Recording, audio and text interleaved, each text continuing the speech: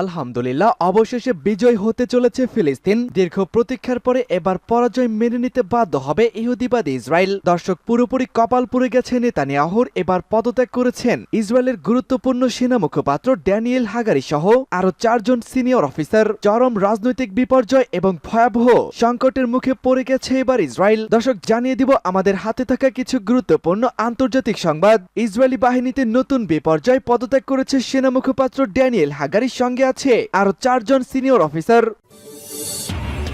জানিয়ে দিব আর কোনোভাবেই ক্ষমা পাবে না এবার ইহুদিবাদীরা। ইসরায়েলি গুপ্তচর সংস্থা মোসাদের একটি গুরুত্বপূর্ণ এজেন্টের মৃত্যুদণ্ড কার্যকর করেছে মুসলিমদের পরাশক্তি ইরান। থাকবে আমেরিকা থেকেও এবার মুখ হারিয়েছে বাইডেন। ইসরায়েলকে কড়া ভাষায় তিরস্কার করেছে মার্কিন ভাইস প্রেসিডেন্ট কমলা হ্যারিস।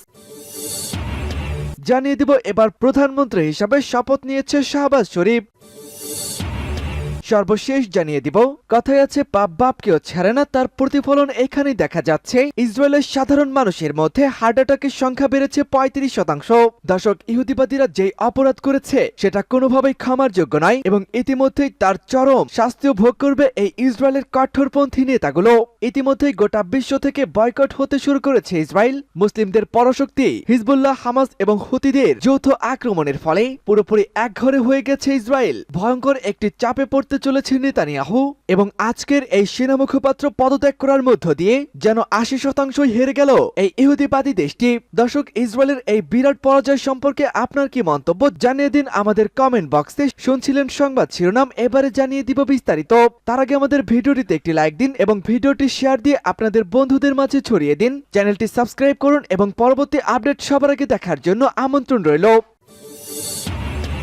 আলহামদুলিল্লাহ, অবশেষে ফিলিস্তিনের বিজয় নিশ্চিত হয়ে যাচ্ছে। পদত্যাগ করছে ইসরায়েলের প্রধান সেনা মুখপাত্র ড্যানিয়েল হাগারি, সঙ্গে আছে আরো 4 জন গুরুত্বপূর্ণ অফিসার। মাথায় আকাশ ভেঙে পড়েছে নেতানিয়াহুর। যুদ্ধে বিজয় হওয়া যেন পুরোপুরি অসম্ভব। ইহুদিবাদী ইসরায়েলের সামরিক মুখপাত্র ইউনিটের সর্বোচ্চ পর্যায়ের অন্তত 4 জন কর্মকর্তা পদত্যাগ করেছেন। যখন গাজায় দখলদার বাহিনীর আরেকটা বিপর্যস্ত অবস্থায় রয়েছে, তখনই এই পদত্যাগের ঘটনাটি ঘটল। ইসরায়েলের চ্যানেল 14 গতকাল জানিয়েছে সামরিক বাহিনীর মুখপাত্র টিমের প্রধান রিয়ার অ্যাডমিরাল ড্যানিয়েল হ্যাগারি পদত্যাগ করেছেন।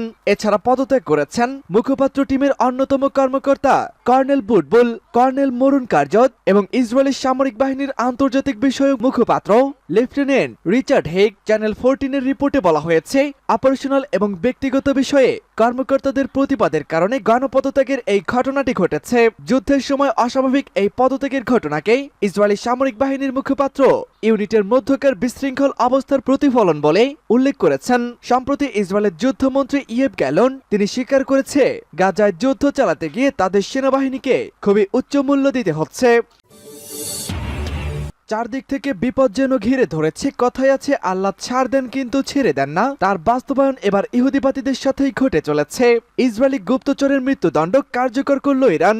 ইসরায়েলের গোয়েন্দা সংস্থা মোসাদের হয়ে কাজ করা এক গুপ্তচরের মৃত্যুদণ্ড কার্যকর করেছে ইরান। রোববার এই তথ্য জানিয়েছে দেশটির সংবাদ মাধ্যম। ইরানের রাষ্ট্রায়ত্ত টিভি চ্যানেল জানায় ওই গুপ্তচর গত বছর স্ফোটনে প্রতিরক্ষা মন্ত্রণালয় কমপ্লেক্সের একটি ওয়ার্কশপে বিস্ফোরণ ঘটানোর পরিকল্পনা করেছিলেন। অভিযুক্ত ব্যক্তিকে তিনি একটি পার্শ্ববর্তী দেশ থেকেই ধরে আনা হয়েছে বলে জানিয়েছে ইরান। তবে তিনি কোনো দেশে পালিয়ে গিয়েছিলেন এবং তাকে কিভাবে ধরে নিয়ে আসা হয়েছিল সে বিষয়ে নিশ্চিত নয়। 2023 সালের 28 জানুয়ারি স্ফোটনে দেশটির প্রতিরক্ষা মন্ত্রণালয়ের একটি অবকাঠামোতে হামলার ঘটনাটি ঘটে। তবে এই হামলা ঠেকিয়ে দেওয়ার দাবি করেছিল ইরান এবং এর জন্য ইহুদিবাদী ইসরায়েলকে দায়ী করেছিলেন তারা। যুক্তরাষ্ট্রের কর্মকর্তাদের বরাতে ও সময় পশ্চিমা গণমাধ্যমগুলো জানায় ওই ড্রোন হামলার সঙ্গে জড়িত ছিল ইসরায়েল। তবে ইসরায়েলি গুপ্তচরের মৃত্যুদণ্ড কবে কার্যকর করা হয়েছে এবং তার পরিচয় কি, এ ব্যাপারে বিস্তারিত কোনো কিছুই জানানো হয়নি।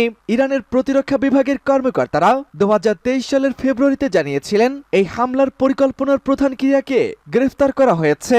তবে হামলায় কেউ হতাহত হননি এবং ক্ষয়ক্ষতি খুব সামান্য হয়েছিল বলে দাবি করা হয়।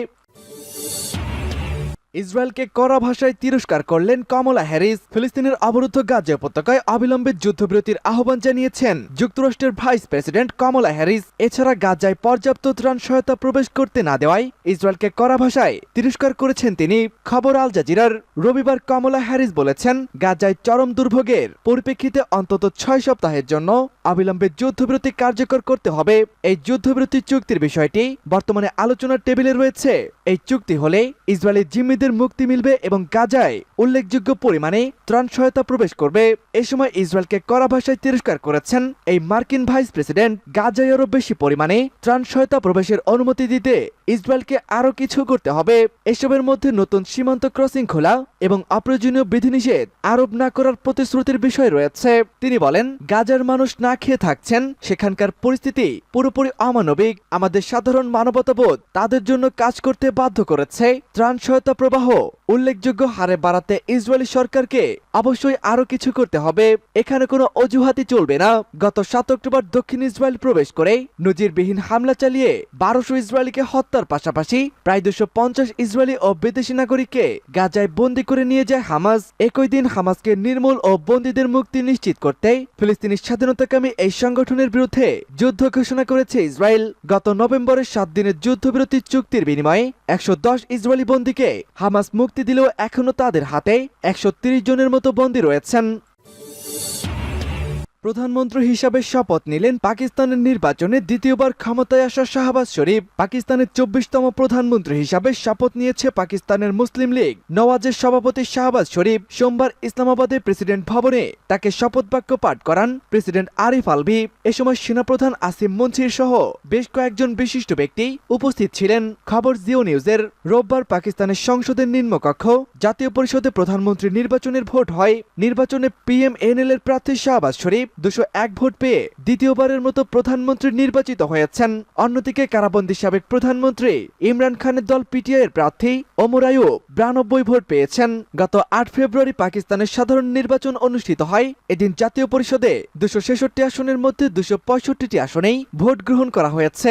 নির্বাচনে ইমরান খানের দল পিটিআই সমর্থিত স্বতন্ত্র প্রার্থীরা 92, নওয়াজ শরীফের পিএমএনএল 75 ও বিলাল ভুট্টো জারদারির পিপিপি 54টি আসন পেয়েছেন। তবে এই নির্বাচনে কোনো দল একক সংখ্যাগরিষ্ঠতা পায়নি। এজন্য জোট সরকার গঠন করতে শুরু থেকেই পিপিপি এবং অন্যান্য সমমনা দলগুলোর নেতাদের সঙ্গে আলোচনা চালিয়ে আসছিলেন পিএমএনএল এর নেতারা। এক পর্যায়ে 6টি দলের একটি জোট গঠন করে 3 বারের সাবেক প্রধানমন্ত্রী নওয়াজ শরীফের দল পিএমএনএল। অন্যদিকে এবারের নির্বাচনে সরাসরি অংশগ্রহণ করতে পারেনি সাবেক প্রধানমন্ত্রী ইমরান খানের দল পিটিআই। তাই নির্বাচনে জয়ী পিটিআই সমর্থিত স্বতন্ত্র প্রার্থীরা সুন্নি ইত্তেহাদ কাউন্সিলে যোগ দিয়েছেন। মূলত জাতীয় পরিষদের সংরক্ষিত আসনের ভাগ পেতেই সুন্নি ইত্তেহাদ কাউন্সিলের সঙ্গে জোট করার সিদ্ধান্ত নিয়েছে পিটিআই। ভয়ঙ্কর গজব শুরু হয়ে গেছে। ইসরায়েলে হার্ট অ্যাটাক বেড়েছে 35%। হামাসের সঙ্গে সংঘাত শুরুর পর ইসরায়েলের মধ্যে হার্ট অ্যাটাকের হার বেড়েছে কমপক্ষে 35%। জেরুজালেমের সারে জেদেক মেডিকেল সেন্টারের কার্ডিয়াক ইন্টেনসিভ কেয়ার ইউনিটি পরিচালিত এক গবেষণায় এই তথ্য উঠে এসেছে। খবর আল জাজিরার। ইসরায়েলের চ্যানেল 7 ব্রডকাস্ট প্রকাশিত এক গবেষণায় দেখা যায় ইহুদিবাদী জনগোষ্ঠীর মধ্যে জরুরি হার্টের রোগীর হার ভয়াবহ আকারে বৃদ্ধি পেয়েছে। তবে ইসরায়েলের আরব গোষ্ঠীর মধ্যেই হাসপাতালে ভর্তি রোগীর সংখ্যা কমতে শুরু করেছে। সারেজেদে কার্ডিয়ান ইনস্টিটিউটের কেয়ার ইউনিটের পরিচালক ইলাদ আশিন জানান, যুদ্ধের প্রথম 3 মাসে প্রায় 100 জরুরি হার্ট অ্যাটাকের চিকিৎসা করা হয়েছে। গত বছর এই সময় যার মাত্রা ছিল 63%। যুদ্ধের পর এই হার বেড়ে দাঁড়িয়েছে 35%। তিনি আরো বলেন, জনগণের উপর যুদ্ধের প্রভাব আমরা স্পষ্টই দেখতে পাচ্ছি। যুদ্ধের কারণে মানুষ মানসিক চাপ, উদ্বেগ এবং ভয়ের মধ্যে থাকছেন। এজন্য এই রোগীর সংখ্যা বেড়েছে। প্রসঙ্গত, গাজায় ইসরায়েলের বর্বরতায় এ পর্যন্ত নিহত হয়েছেন 30,000-এর বেশি ফিলিস্তিনি। এদের মধ্যে নারী ও শিশুর সংখ্যাই বেশি, আর আহতদের সংখ্যা 71,000 ছাড়িয়েছে।